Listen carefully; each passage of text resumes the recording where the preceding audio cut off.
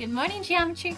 Alright, so this video will help you through the lesson on congruence, okay? So today is all about just one thing, okay? I want you to come away understanding how we define congruence. And when I say define congruence, I mean not just, do we look at them and say they look the same and so they're congruent, but really a good solid definition of why two figures are congruent.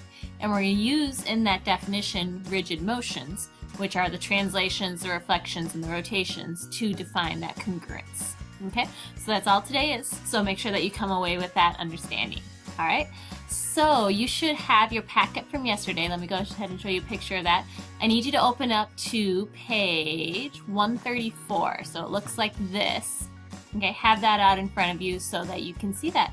All right, we're going to start by reading the opening paragraphs.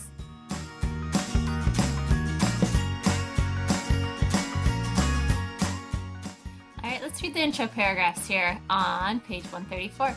So it says, consider the 5 labeled triangles shown here. Isosceles triangles A, B, C, and D, so that would be the 3 on top and the 1 right here, are congruent because a series of rigid motions, translations, rotations, or reflections, can map any of the triangles onto the other. This series could involve a rotation of 90 degrees or 180 degrees followed by a translation. However, there is no such combination that could map any of the 4 triangles onto equilateral triangle E, nor does any inverse combination that would exist that would map triangle E onto triangle A, B, C, or D. Therefore, triangle E is not congruent to the other triangles. Okay, so what we're getting out of this paragraph is it's not that we're unfamiliar with the idea of congruent. We've been working with it all year long. We know that congruent means that they're the same. But we're trying to define it in a really clear, very clear-cut kind of way. And so we're going to define congruent as if there is a rotation, reflection, and translation, or some combination of those that could map one figure onto the other, then we're going to say that those figures are congruent. So because I can take A and turn it around 180 degrees and slide it over here to B, that makes it a congruent figure. However, there is no turn or slide or reflection that would make A go on to E, and so because of that, we're going to say those two figures are not congruent. Okay? The definition of congruent figures applies both on and off the corner plane. It also agrees with an intuitive understanding of the concept of congruency. So our understanding of congruency as the same still works under this definition. For example, if you trace a figure and then rotate or reflect the tracing will fit exactly over any congruent figures and will not fit over non-congruent figures. Okay, so let's explore this concept of defining congruency using a composition of rigid motions.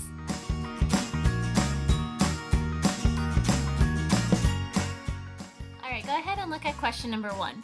It says shade all the figures that appear to be congruent to figure A. So we're not applying this definition of congruence yet. We're just going to still go based off of this. Okay? So go ahead and try this out real quick on your own. See if you can shade in all the figures that are congruent to figure A.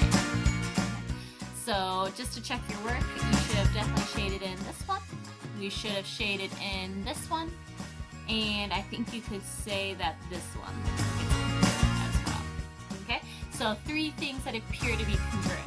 So then a good question is, how could we prove that they are congruent? Well, to prove that they're congruent, to be very sure beyond a shadow of a doubt, we're going to have to say what specific combination of rigid motions, what translations, reflections, or rotations have to map one figure to the other. And if we can find that series of rigid motions, that means that the figures are definitely congruent. Okay? So take a look at question number 2. It says, predict whether the 2 triangles shown in the figure are congruent. Explain your prediction. So as I look at these 2 triangles, I'm going to say, yeah, they look the same, don't they? Okay, so I would predict that they are going to be congruent. Okay, now to be sure that they are congruent, how can I confirm my prediction?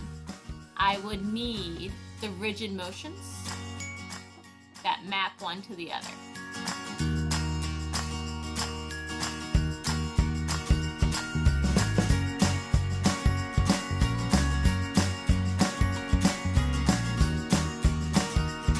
Okay, so let's go ahead and think about that. What rigid motions would map this triangle onto this one? Well, for sure we could rotate this figure, right? And make it face the same way as this one. So let's say we rotate it around this point. So we could just turn this figure kind of downwards so that it looks like this. Okay. And then once I'd done that, I could just slide it over then. So it would need to go this way, and it also need to go downwards a little bit in order to fit on top of that, right? Okay. So actually, to answer number 4, could a single translation, reflection, or rotation map one of the triangles onto each other? Keyword single there. No, we would need more than one.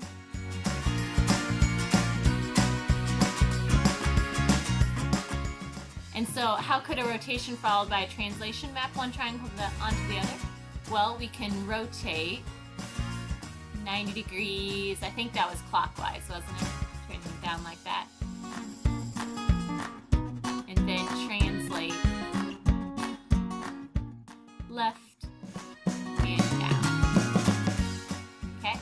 At this point with number 5, I have gotten to the point where I've proven that these triangles are congruent. Okay? So all the way back in question number 3, when I was just predicting that they look the same, that was just a prediction. That was just completely based off of looks. Okay? But here, now that I've actually named that there's a rotation and a translation that map one triangle onto the other, I can be completely sure, beyond a shadow of doubt, that those two triangles are congruent because there's a series of rigid motions that map one onto the other. Okay? So questions 6 and 7 get into the more of the specifics of exactly which points move where in these transformations. We're going to skip that in the interest of time. And go ahead and go forward in your packet all the way to question number 8. Okay, so we've got another set of figures here, and they want us to predict whether these quadrilaterals are going to be congruent. So what do you think? Do they look the same? Sure. Okay, so we're going to say yes, but now if I want to prove that they are congruent, I'm going to need to specify the rigid motions that map one onto the other. Okay, so what am I going to need to do to make this quadrilateral, this four-sided figure, go on top of this one?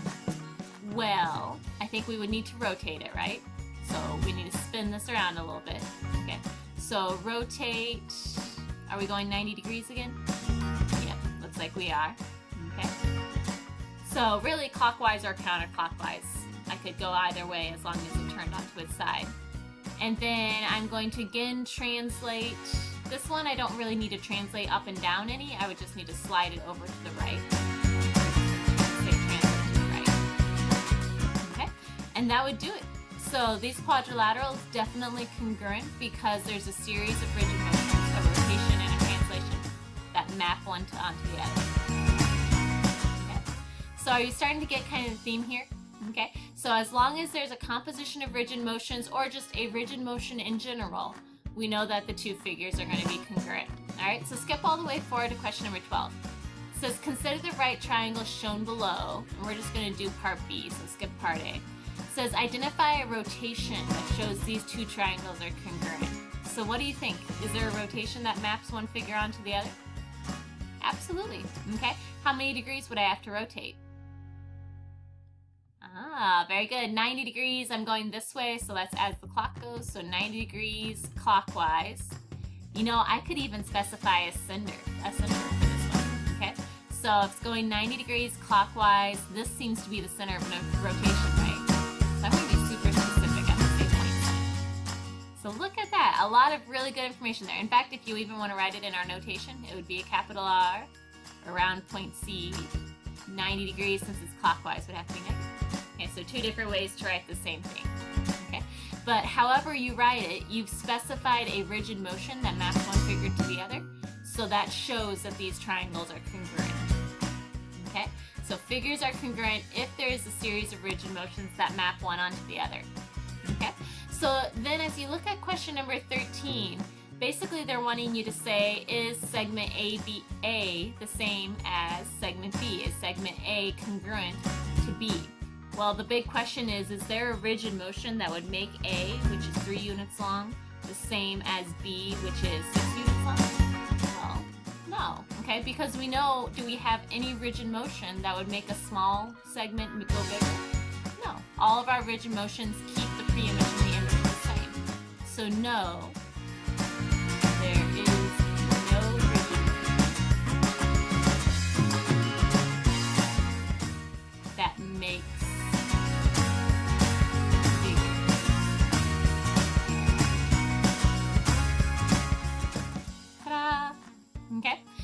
So this is literally our answer for everything. If they are congruent, then yes, there's a series of rigid motions that I can say that map one to the other. If they are not congruent, then no, there is no pair of rigid motions or any rigid motions whatsoever that would make the figure map onto each other. Okay? So congruent, rigid motions, not congruent, no rigid motions. Okay?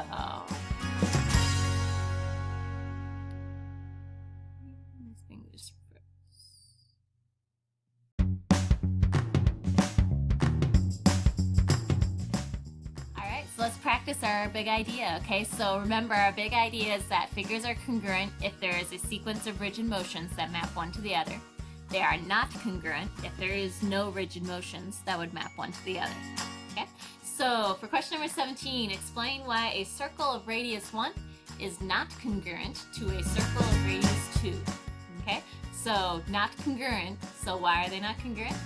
You're right, okay? Because there is no rigid motion.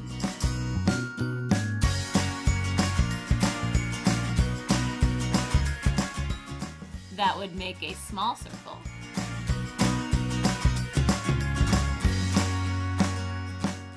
Map to a big one.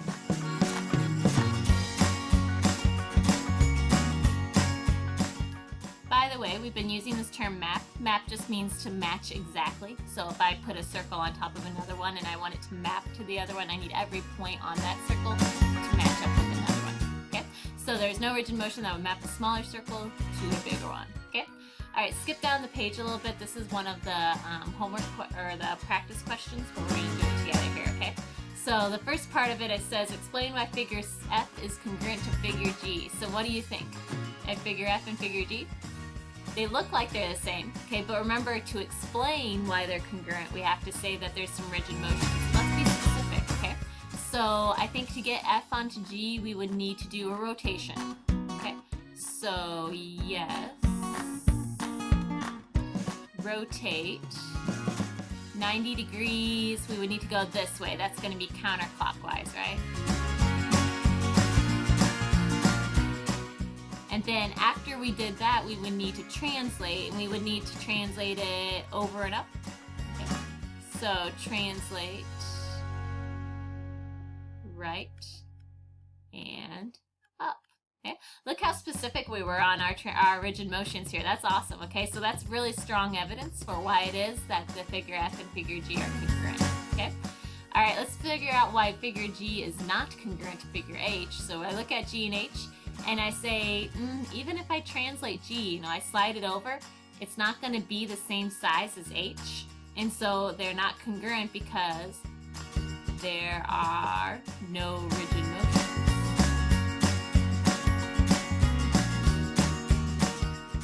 That make G longer. Ta-da! And that's all I got. Okay, so they're not congruent because there's no rigid motions. Okay, so I'm going to keep on pounding it in there, right? So they are congruent if there's a series of rigid motions, and you can spell it out. They are not congruent if there are no rigid motions. That would map one to the other. Okay? All right, the next couple of practice problems are actually not in your packet, so just kind of watch along here. Okay? So what do you think? Are these figures congruent? Why or why not? Well, looking at this, I would say yes, because I could just rotate this, right? Okay. So rotate 90 degrees. It doesn't really say which one, so let's say we go from this one to this one. So that would be 90 degrees clockwise, right? Ta-da! Done. Yes, congruent, because there's a rigid motion. I said which rigid motion is. Okay? What about these ones? Are these ones congruent? No, okay? And your reason is because there is no rigid motion.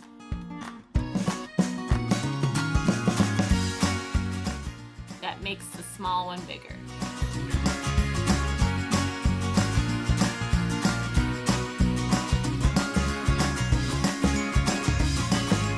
Okay, so not congruent because there is no rigid motions. All right, what about these two triangles? Would these ones be congruent? Yeah, I think they are. Because to get this triangle to map onto that one, I could just flip it right. I could just flip it right over the middle here. So that would be a reflection over this vertical line right here, right? So I'm going to just refer to that as the middle one. Okay, nice and specific. Okay, so saying that this is definitely congruent because here it is. This is the rigid motion that maps one onto the other. Okay, so please make sure that you have this big takeaway. Figures are congruent if, fill in the blank. Very good, okay? There are rigid motions that map one onto the other, okay? Remember, it can be one rigid motion, one reflection, translation, or rotation, or it could be multiple back-to-back like our compositions we were doing yesterday, okay? All right, at this point, please obtain a Activity 10 practice from the substitute. Work on that in class for me, please, and take the rest of it home this weekend and bring it back on Monday. We'll go over it at the beginning of class. Just so you know, on Monday and Tuesday, we're going to work on our unit project. That's how we assess this unit, actually. There's no test, it's just a project. And so we'll work on that in class. You should finish it up by the end of the day on Tuesday and get that all turned in. And we'll put a nice little bow on Unit 3 for translations. Okay, have an awesome weekend. I will see you Monday.